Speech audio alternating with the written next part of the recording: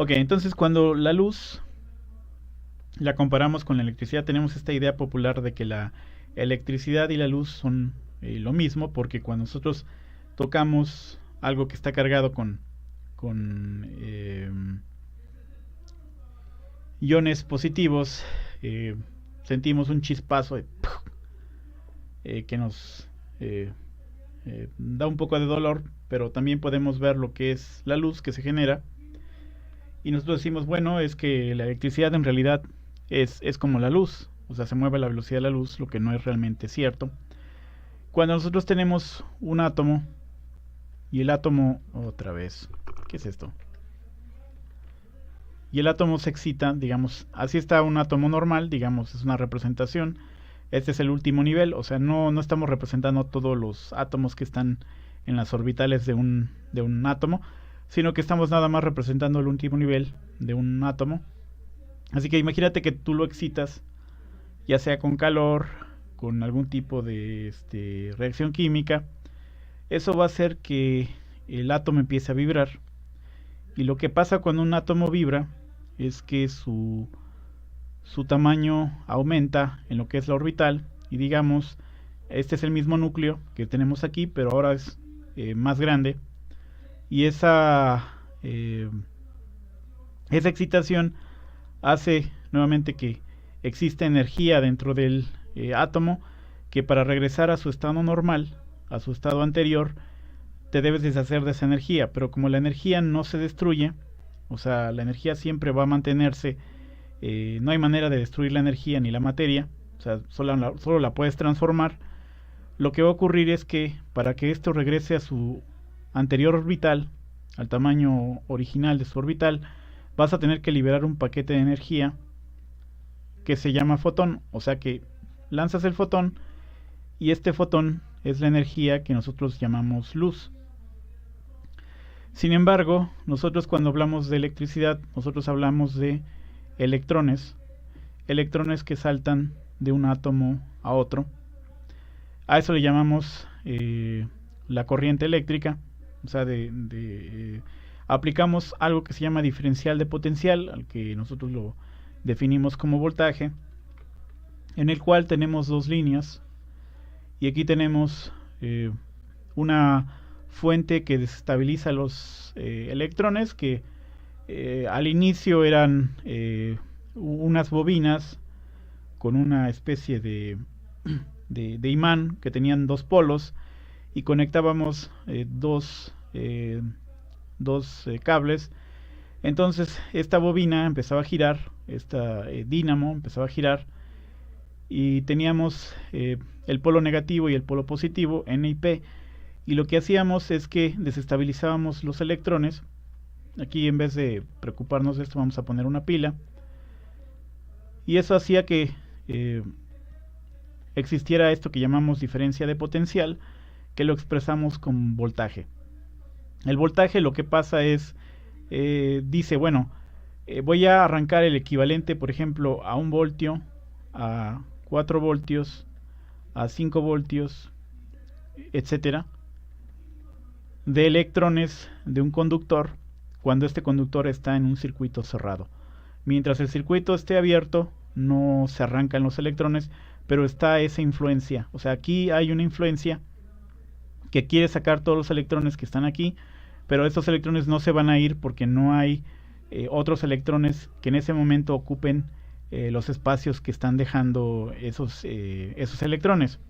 Así que cuando yo decía que esta línea se quedaba sin electrones, eso en realidad no ocurría, sino que aquí teníamos átomos y estos átomos, digamos, se podía mover un electrón hacia acá y todos se movían hacia acá, pero ya no se movían más porque de este lado no había eh, no había otro tipo de materia que son electrones que se vinieran a ocupar estos slots que dejaban los electrones al ser jalados por esta fuerza de diferencia de potencial.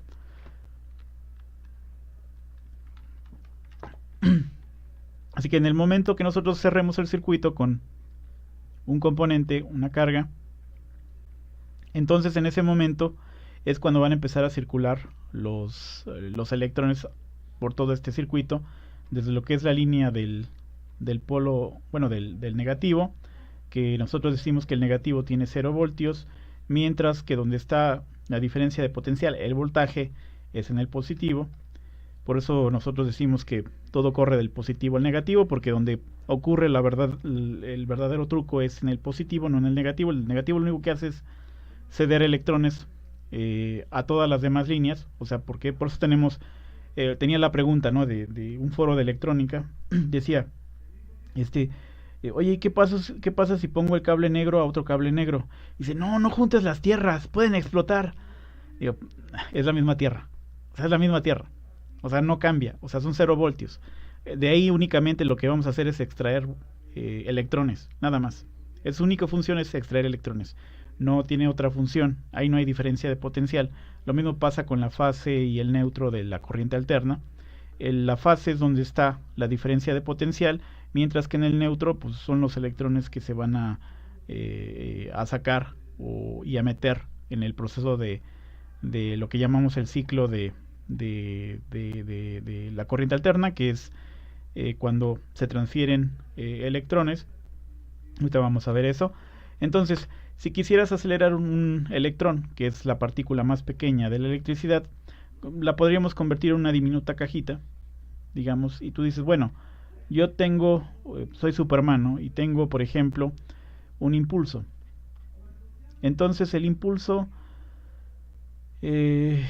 debe pasar de 0 kilómetros sobre segundo a 300.000 kilómetros, bueno, 300.000 K, o sea, 300.000 kilómetros sobre segundo. ¿A cuánto es equivalente esto? ¿Cuánto impulso voy a necesitar para llevar esta pequeña cajita desde 0 a 300 kilómetros sobre segundo? O sea que necesito poner un impulso creciente que me vaya acelerando este electrón hasta llegar a 300.000 kilómetros sobre segundo. Pues soy Superman. Entonces lo que va a pasar es que tengo una gráfica. Aquí tengo el impulso, o sea, esto es 0. Entre más te vayas para acá, mayor será el impulso hasta que llegues a infinito. Y en este caso tienes lo que es la velocidad objetivo, que ya la conoces, que es 300 k kilómetros sobre segundo. Así que establecemos como el límite de lo que queremos llegar. Y vamos a empezar a empujar la cajita con un impulso. Y vas a llegar a un punto, digamos... Vamos a ver, esto está mal dibujado. Digamos, no. Digamos, vas a ver que entre más te acerques a la velocidad de la luz, el impulso que necesitas para mover, para mover, para mover lo que es la cajita, va a llegar a un punto en que va a ser igual a infinito. O sea que vas a necesitar un impulso infinito porque la masa de esa pequeña cajita va a ser infinita. Así que no importa si Superman es el más fuerte y dice que puede viajar a la velocidad de la luz, no puede él impulsarse a esa velocidad porque su masa va a ser infinita. Puede que sea fuerte, puede que sea más, tenga la potencia de la mitad de del Big Bang, o sea que su golpe sea igual a la mitad del Big Bang. Si él trata de moverse a la velocidad de la luz, cuando llegue a esa velocidad, aunque él pueda generar un impulso casi infinito, si este no es infinito, no va a poder contra su propia masa, que va a parecer que es infinita, así que se va a oponer a su propio intento de acelerarse y se va a quedar neutralizado, ¿no? Que va a llegar a una velocidad límite, como pasa en un acelerador de hadrones, en el cual la velocidad máxima que se ha podido obtener es el 99.9% de la velocidad de la luz. O sea que con más números hacia acá, hacia los decimales, pero el hecho es que no puedes llegar a los 300.000 kilómetros sobre segundo. Pero ahora bien, aquí viene el otro misterio. La corriente alterna tenemos átomos, y ya había dicho que la electricidad se trata de electrones que sienten una diferencia de potencial, que es el voltaje, y esta diferencia de potencial arranca electrones y los quita, y cuando se quita un electrón de un átomo, este se convierte en un hueco. El hueco es un átomo que le falta un electrón en su último orbital, y como está dispuesto a recuperar su estado natural, que es con un electrón, se convierte en un ion positivo, o sea que está atrayendo cualquier electrón que encuentre, pero tú no puedes atraer cualquier electrón. O sea, tú tienes aquí, por ejemplo, átomos que están contiguos, o sea que están un lado uno del otro, y tú dices, bueno, voy a mover este electrón, lo voy a mover hasta acá, y este lo voy a mover para acá, y este otro electrón se va a ir por allá buscando dónde encajar, y eso no pasa, en realidad no pasa así. La manera en la que pasa es que en el mero contiguo, el electrón, cuando pierde aquí y hay un hueco disponible, este electrón que también siente la diferencial de potencia, que en este caso podrían ser 1 voltio, podrían ser 12 voltios, entre mayor sea el voltaje, más electrones se van a arrancar de la materia. Pero cuando dices arrancar es algo temporal, o sea que lo arrancas y de repente este electrón se mueve al átomo contiguo, y este de aquí se mueve al átomo contiguo, y este de aquí se mueve al átomo contiguo. Así que tú dices, bueno, eso es lógico, o sea, ¿cuál puede ser la velocidad de movimiento de lo que es lo que llamamos drift speed o velocidad de derivación, que es la velocidad con la que un átomo pierde un electrón y este electrón salta de ese átomo a otro átomo?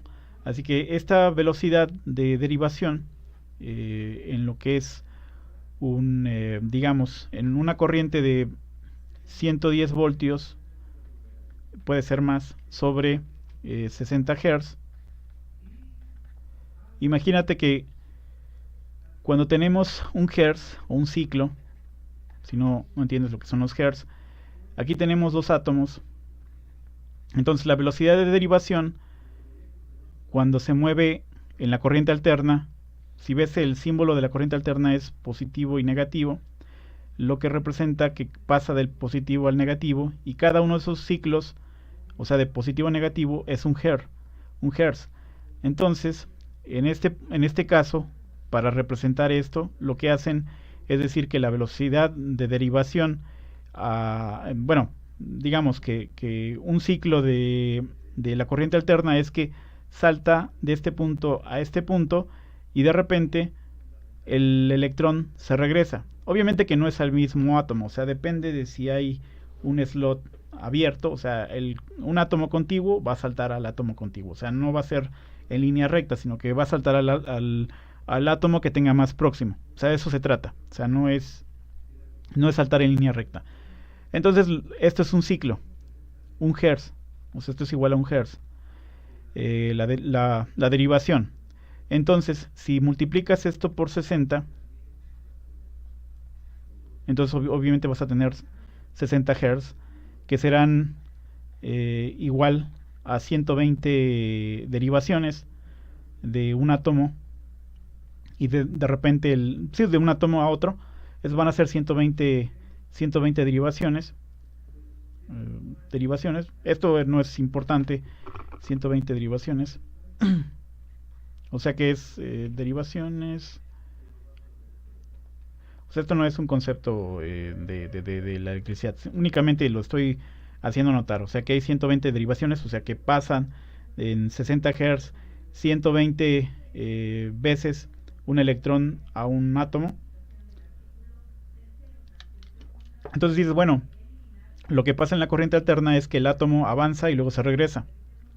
Entonces dices, ¿cómo es que llega el electrón hasta el foco para que se encienda el foco? Entonces ahí es una cuestión importante. Entonces la otra cuestión es que cuando estoy poniendo esta medida de 60 Hz, dicen que a 60 Hz la velocidad en lo que es cobre, en Cu, es de 0.2 micrometros sobre segundo, que es equivalente a 0.0002 milímetros sobre segundo. Esa es la velocidad de derivación a 60 Hz, o sea, 60 ciclos, o 120 derivaciones. O sea, en 120 derivaciones de 1, 2, bueno, 1, 2, 3, 4, 5, 6, 7, 8, 9, 10, 11, 12, 13, 14, hasta 120, la velocidad de desplazamiento va a ser de aproximadamente 0.002 milímetros sobre segundo, o 0.0002 milímetros sobre segundo.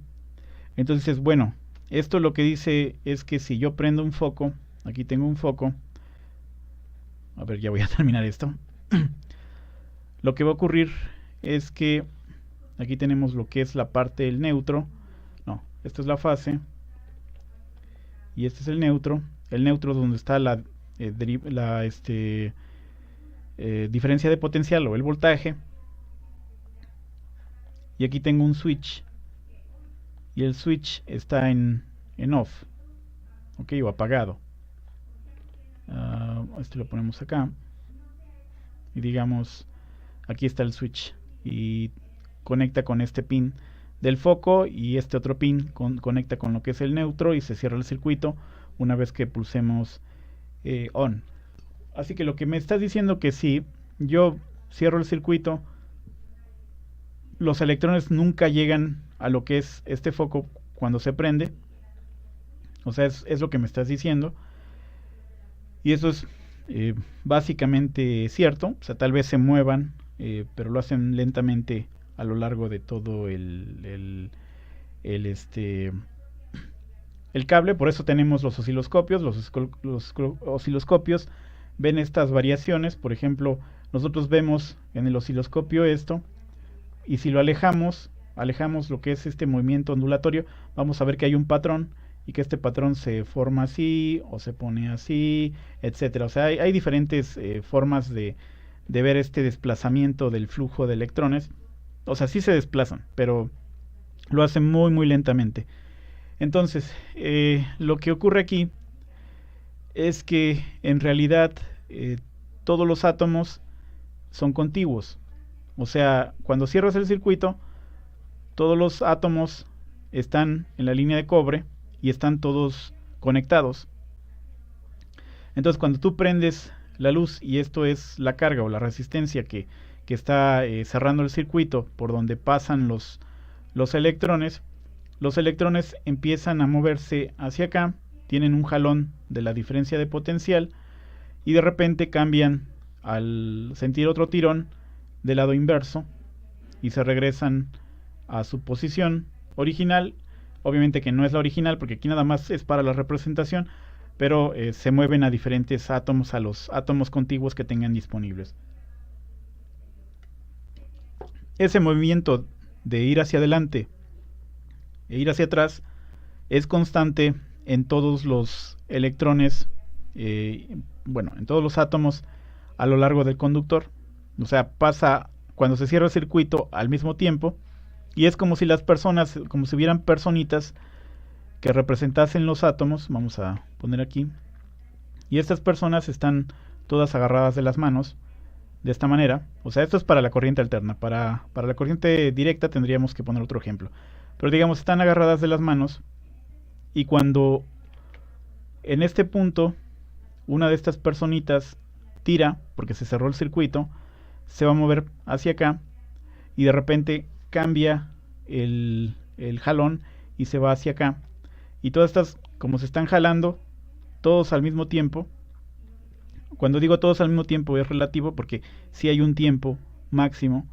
O sea, si esto queda a 1500 kilómetros, y si el cobre no tuviera resistencia interna, ningún otro fenómeno que ocurre con los conductores, con la masa que va a transportar, o la materia que va a transportar los electrones, los conductores, si no tuviera ningún problema de resistencia interna y de sus impurezas, tú prenderías un foco, y a 1500 kilómetros, casi en el mismo instante que bajas el switch, se va a prender el foco. Eso es lo que va a pasar. Pero obviamente no es tan sencillo como eso, eh, pero básicamente es esto. O sea, en realidad los electrones, que los representamos como estos tirones, que cuando van, estas personitas están jalando, están intercambiando un electrón. Entonces cuando dan un jalón en el sentido inverso, están igualmente intercambiando un electrón. Y así es como se forma la corriente alterna. O sea, la corriente alterna se están empujando de un lado a otro. Eh, Obviamente que sí vas cambiando de átomo, pero si lo representamos de forma imaginaria, así es como funciona, así es como la corriente alterna llega instantáneamente a lo que es el foco. Entonces, eh, ¿cómo medimos? Entonces, la electricidad tiene una velocidad, pero no porque tenga una velocidad, esa va a ser la velocidad real del circuito que está consumiendo. O sea, si tú tienes un circuito y el circuito, por ejemplo, tiene, vamos a decir que este es el positivo, este es el negativo, y aquí tienes una línea que dice 12 voltios, 2 amperes. Entonces, tú eres una persona muy lista y ya vas en electrónica y dices, no, pues es que mira, para sacar la potencia, multiplicas intensidad por voltaje. Entonces, intensidad por voltaje pues son 24 watts. 24 watts, que es lo que realmente se consume aquí. Y dices, no, eso no es cierto. Eso no es cierto. O sea, esto es lo máximo. O sea, esta es la velocidad. O sea, esto es lo que voy a arrancar de electrones. Y esto es a qué velocidad estoy arrancando estos electrones, que nosotros le llamamos frecuencia. Qué tan frecuentemente estoy arrancando este volumen de electrones en esta cantidad de tiempo en este conductor. O sea, ¿de dónde sacas esos electrones? Pues los sacas del mismo cobre. O sea, se los jalas al mismo cobre y eso hace que se mueva. Pero tú no puedes juntar lo que es la línea positiva con la negativa, porque si tú juntas esto con un cable, ¿qué es lo que va a pasar? Tienes un componente que tiene una resistencia de 0. Entonces, ¿qué es lo que pasa cuando la resistencia baja entre el positivo y el negativo? El voltaje va a caerse, ¿sí? O sea, porque es como si esto consumiera todo. Entonces, ¿qué es lo que va a ocurrir en este circuito? Como tenemos una resistencia igual a 0, lo que va a pasar es que el voltaje se va a ir a 0, mientras que la intensidad del amperaje se va a ir a infinito. Nuevamente, infinito es solo un número, o sea, tenemos la intensidad de corriente, que es el amperaje, y el amperaje se va a ir infinito. No podemos medir, y esto lo podemos ver con simple lógica, si ponemos un multímetro y tratamos de medir el voltaje y le ponemos un cable y le pegamos una punta a cada extremo, pues no puede medir el paso de corriente. Únicamente puedes medir el paso de corriente poniendo una punta en el positivo y otra punta en el negativo sin que estos estén con contactos, o que tenga una carga, que tenga una resistencia que permita que se pueda medir el voltaje. En este caso no se puede porque es como si fuera un cable. No estás midiendo dos puntos, sino es como si midieras un mismo punto con tus dos puntas de prueba. Entonces, si quieres medir el amperaje, eso sí lo puedes hacer. O sea, puedes hacer, por ejemplo, aquí puedes agarrar y puedes cortar y puedes poner el multímetro y vas a checar en modo de amperaje cuánto está derivando este corto, que sería un corto. Entonces vas a darte cuenta que el corto es igual, por ejemplo, a 3 amperes, a 4 amperes, a 8 amperes. O sea, no va a ser un número infinito, va a ser un número que no sabes cuál va a ser. ¿Por qué? Porque no sabes, porque este cable, este elemento que está consumiendo todo el voltaje sin resistencia, va a tener unas propiedades químicas, físicas propias que van a permitir cierto paso de intensidad de corriente, y tú no puedes saber cuál va a ser esa intensidad de corriente de forma exacta. Así que solamente puedes leer lo que es el amperaje, pero no puedes ver lo que es el voltaje. Pero el amperaje es la velocidad con la cual tú estás arrancando los electrones de un conductor en un circuito cerrado. Y también cómo estos se van transfiriendo hasta llegar de nuevamente a la Tierra, y ahí se cierra el circuito. Entonces, ¿en qué estábamos? Sí. Nosotros decíamos que teníamos 12 voltios, 2 amperes, y tú decías, bueno, yo solo tengo que multiplicar 12 por 2 para tener un consumo de 24.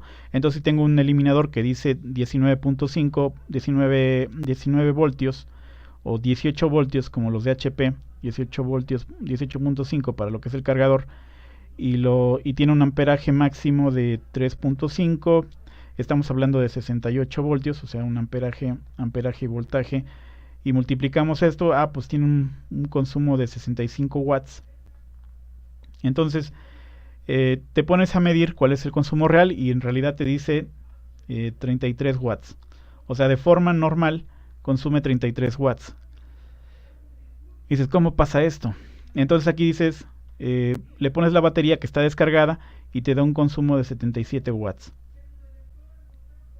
Como aquí decía que era 65, pero aquí me está dando 77 y aquí me está dando 33. Bueno, esto es lo que supuestamente puede entregar en el máximo de su operación este componente, pero puede entregar más o menos potencia. Entonces, ¿cómo pasa eso? Porque la electricidad, el consumo de la electricidad no está aquí.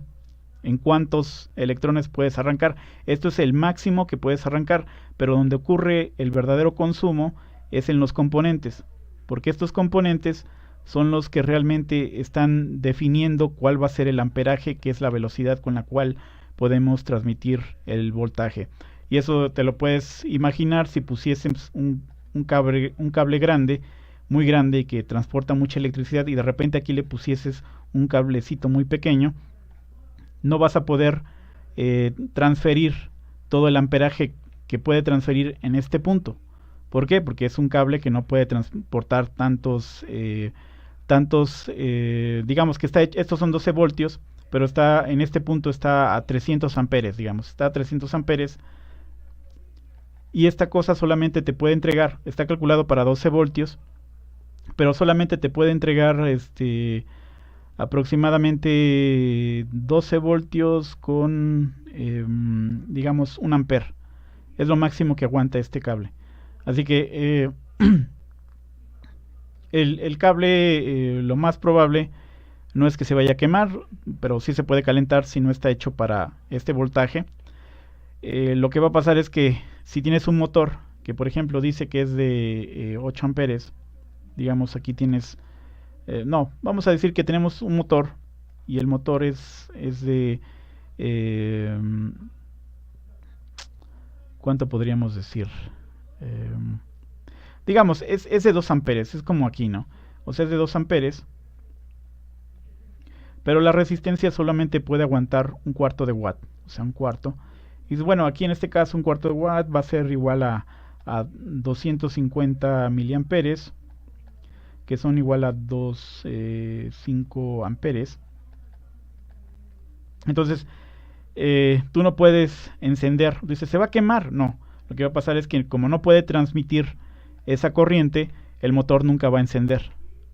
Okay, lo único importante para que un componente no se queme es que no tenga un exceso de voltaje. O sea que este componente, si por ejemplo, consume 8 voltios, aquí deberías tener, como son 12 voltios, debería consumir 4 voltios, y el amperaje de debería ser mayor que el de este motor, para que pueda permitir que este motor funcione normalmente con este amperaje.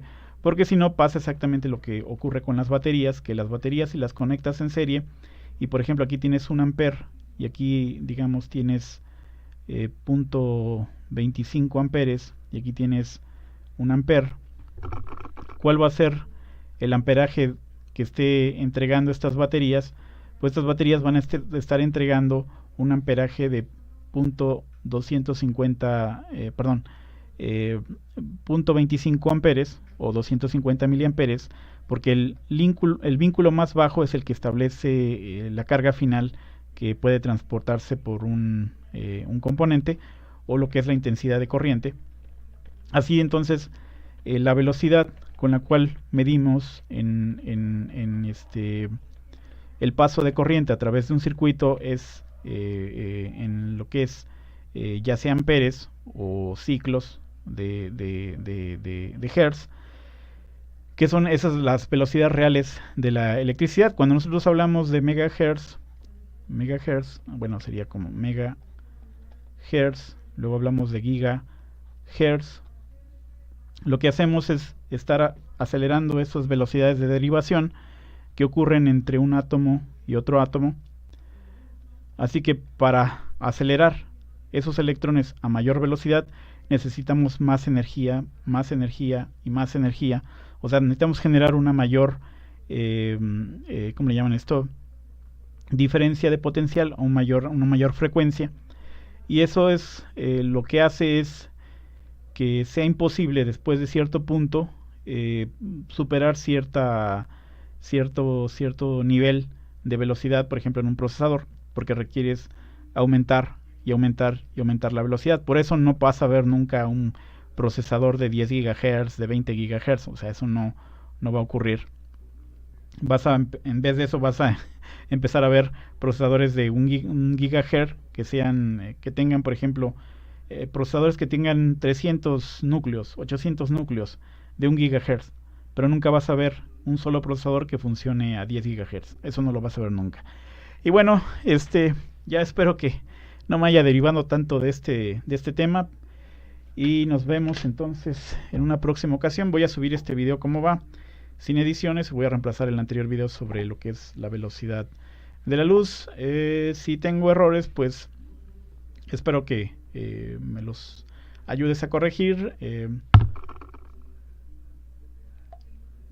Nuevamente esto no tiene un interés matemático, sino más bien un interés visual para explicar lo que es la velocidad de la electricidad, y que la velocidad de la electricidad es variable y depende de muchos factores, y que la razón por la cual la electricidad no se puede mover a la velocidad de la luz es porque la electricidad está hecha de materia y no de luz, como los fotones, que son los paquetes de energía liberados por los átomos.